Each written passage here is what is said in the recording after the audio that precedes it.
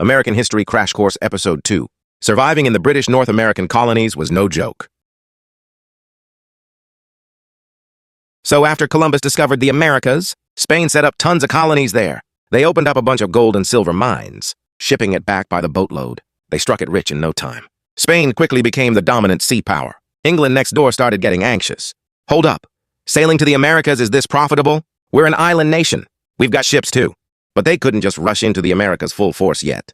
Mainly because England and Spain didn't get along. One money-making route can't fit two top dogs. Plus, they had serious beef over religion. Pretty deep conflict too. But don't they both believe in God? How's there a conflict? It's different. Back then in Europe, especially Western Europe, everyone was Catholic. But the Catholic Church back then wasn't exactly pure. They wanted money, power, and benefits. Anything related to God had to go through the church, and they charged for it too. Later, some people thought this wasn't right. Religion needed reform. As long as we have God in our hearts, that's enough. Some things don't need the church. That's Protestantism. It split off from the original Catholic Church. Catholics and Protestants had their conflicts. England was basically all Protestant. Spain was all Catholic. Anyway, for various reasons. They kept fighting. Back then, England's navy wasn't that strong yet. Spain had the Spanish Armada. The name alone tells you how fierce they were. Couldn't beat them head on. So some English folks became pirates, constantly raiding Spanish merchant ships. The English government just turned a blind eye to these pirates. The conflict between England and Spain kept deepening. Eventually, they had a falling out. War broke out. Spain was the sea power at the time. The Armada had these massive ships. The English fleet had smaller ships, but they were fast. Fire a couple shots and run. Fire a couple shots and run. Eventually, they actually wore down the Spanish Armada. England won. Now they could go dig for gold in the Americas without worry. Back then, Latin America and South America were basically all Spanish. The English could only set up colonies in North America. Actually, England had sent two groups before fighting Spain, but both failed. For example, in 1583, there was this knight named Gilbert. He led a fleet to Newfoundland, stuck a little flag in the ground, and declared this place belongs to the British Empire. A few days later, the crew scattered. On the way back, they hit a storm. The ship and crew all sank to the bottom. Then there was another attempt 2 years later. In 1585, another knight named Raleigh sent several hundred people as an advance party. But things weren't organized. People weren't united. Not enough food. So it failed. This guy didn't give up. 2 years later, he organized over 100 people, men, women, and children. This time, they were planning to establish a permanent colony. This knight Raleigh had a really good relationship with Queen Elizabeth Martin of England. Elizabeth. I never married her whole life, Sir Raleigh said. To honor our queen, I'm naming this place Virginia, as in the Virgin Queen. The foreign name's hard to remember. You can just say Virginia. How you gonna hatch chicks if you don't get married? But the colonists who came over, this whole bunch of men and women really did want to have kids there. Future generations would stay there.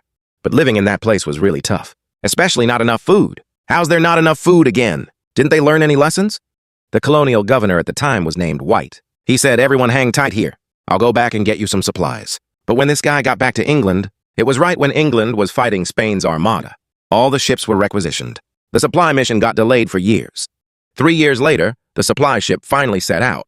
But when they got there, everyone at the settlement had disappeared. No idea where they went. The houses were all intact. Didn't look like there'd been a battle, but not a single person could be found. What happened to these people? Nobody knows. To this day, it's still a historical mystery. Back in England, everyone heard Spain was striking at rich mining gold in the Americas. Some London merchants thought this colony project was great. Let's do it too. Anyway, the Spanish Armada's not what it used to be. So these guys formed a company, called the Virginia Company.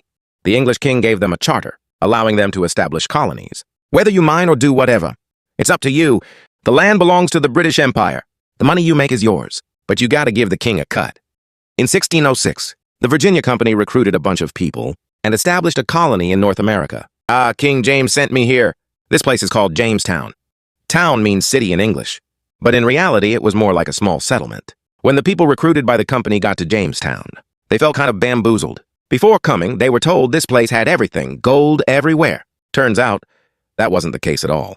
Couldn't find gold, crops wouldn't grow. Hardly anyone knew how to farm. Everyone came for gold. 2 years later, no gold found. Half the people starved to death. This colony project was about to collapse. Later, a guy named Rolfe planted tobacco there. This stuff sold really well back in England. It became the colony's economic backbone overnight. Finally, there was some hope. Also, this Rolfe guy did something big. He started dating a Native American girl, a chief's daughter. They got married, had a kid. This actually improved relations with the Native Americans. Everyone loves a good romance story. Let me tell it properly. What happened was, after these English folks arrived, they kept fighting with the local Native American tribes. Some of them got captured by the Native Americans. The English wanted to get their people back. They came up with a plan. They tricked the chief's daughter into coming over. Then they kept her hostage. Wouldn't let her go back. Figured they'd get this girl to talk to her dad, get him to stop fighting. They even got a pastor to teach this girl English and convert her to Christianity. This guy, Rolf, was 28, 29, almost 30, been married before. But his wife had passed away, living alone. He saw this 17, 18-year-old Native American girl, pretty nice. No, we should date. Just like that, they got together. The girl's dad was the Native American chief. What could he do about this? His daughter was in their hands, he had no choice. All right then, I wish you happiness. Now we're in-laws. Let's stop fighting. Let's live in peace. Company leadership saw this. This is cross-racial, cross-cultural love. We gotta promote this. So they brought the family of 3 back to London to show the king how great their colony was doing. When this girl got back, she became a celebrity, attending all kinds of events. The English were really proud. Look, this person was civilized by our culture. But people overlooked one problem. Native Americans' immune systems weren't strong. She had no antibodies, and she was meeting so many people all the time. This girl died of illness in her 2nd year back in London. Only 21 years old. Disney has an animated film, Pocahontas. It's about their story. Of course, it's a cartoon for kids, so it's definitely a beautiful, moving love story. Back to the Virginia Company, after they started growing tobacco. They finally started making money. It wouldn't collapse anytime soon. What they needed most now was people, labor. There were people back in England, but most were dirt poor, couldn't even afford the passage. Yeah, if life was even remotely decent, who'd go that far to suffer like that? To attract this cheap labor, the Virginia Company created an indenture system. The company would pay your passage after you arrived. You'd work for the company for several years. After those years, not only were you free, but the company would give you land. People thought, this policy's actually pretty good. A whole bunch came over. But it wasn't that easy. Many people who came worked hard for several years. 9 out of 10 worked themselves to death. Over time, this created problems. The survivors had their own land, weren't under company control anymore, always causing trouble, demanding this, demanding that, wanting more rights. And people back in England saw how strict the company was, how miserable life was there. Nobody wanted to come anymore. If this continued, the company would be in trouble. So in 1619, Virginia began reforms. They had all the men elect some representatives.